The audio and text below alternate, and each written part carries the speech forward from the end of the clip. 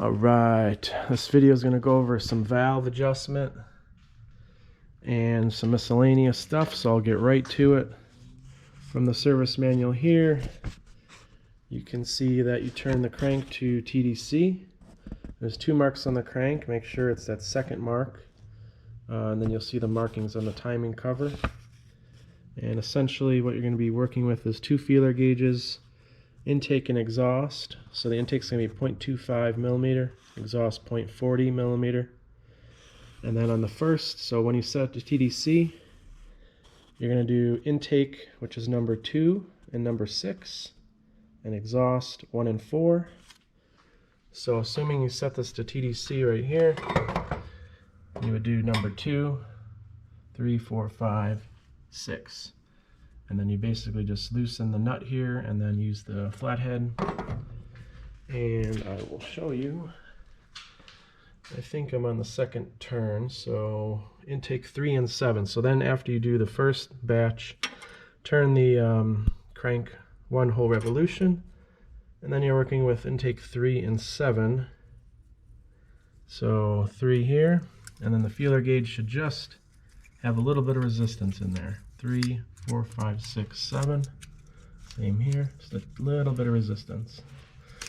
This has 2,000 hours on it, and it was pretty close. I barely had to make any adjustments to it. So, for what it's worth.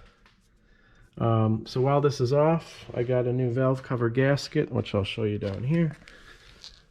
Gasket here, because this gets hard and starts to leak everywhere and run down the side of the engine.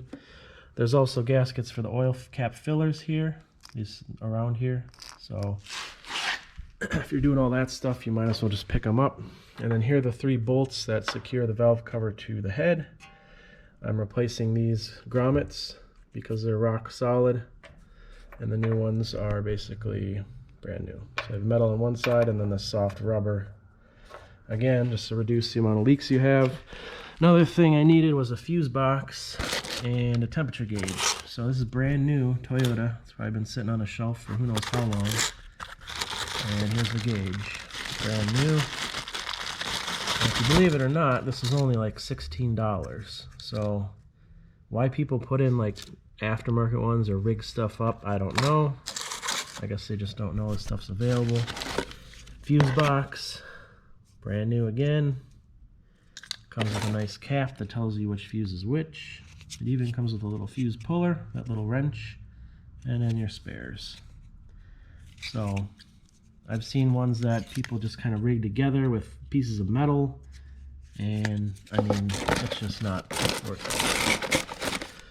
Okay, so we got our gaskets there, and then you know, this is maybe a 10-minute job, 15-minute job. It's really not that big a deal. There's only 3 bolts and the cover comes off. So that is it. I'll just go here quick again so you can reference it one more time. There's that second turn. So after it says after 1 crankshaft turn, then you do 3/7 and exhaust 5/8. If you want to do this hot, there's the sizes for hot, but I don't know, you might as well just do it cold because no fun working on a hot engine. And that's it. So then we're going to walk over to this one, number 2. And I just got this thing running. And it runs all right. So that's really all I have to say about that. I am missing this hose on the other one. And these are like $300 from Toyota. So I'm gonna have to make one. It's 2-inch.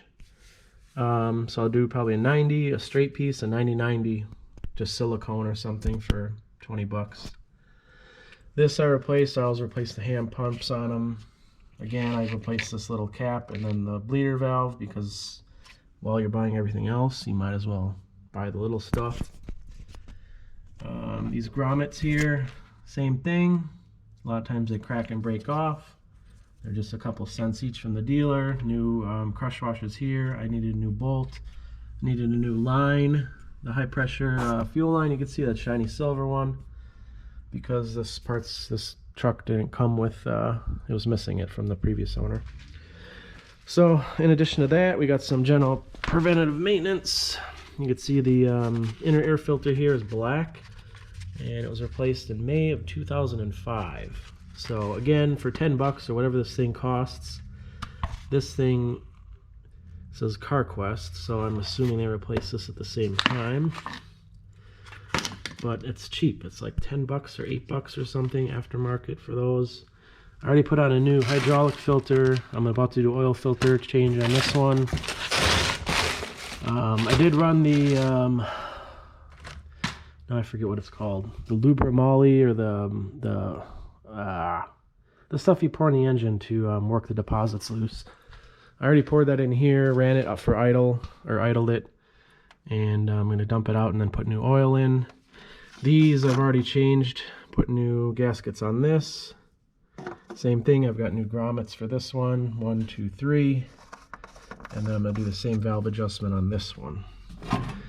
I noticed there's a hole in the muffler here. I'm going to have to weld that up. I don't know why that's there or what happened with that, but my other one doesn't have that hole, so I'm assuming it's not normal.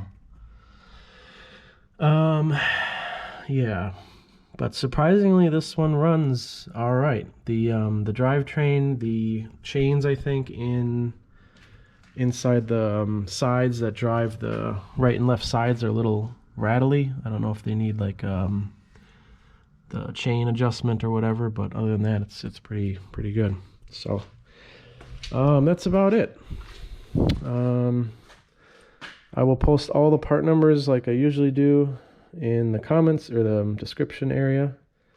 And if anyone has any questions, yeah, see, there's no hole on that one. Questions, comments, or need any help with anything, just let me know. Thanks.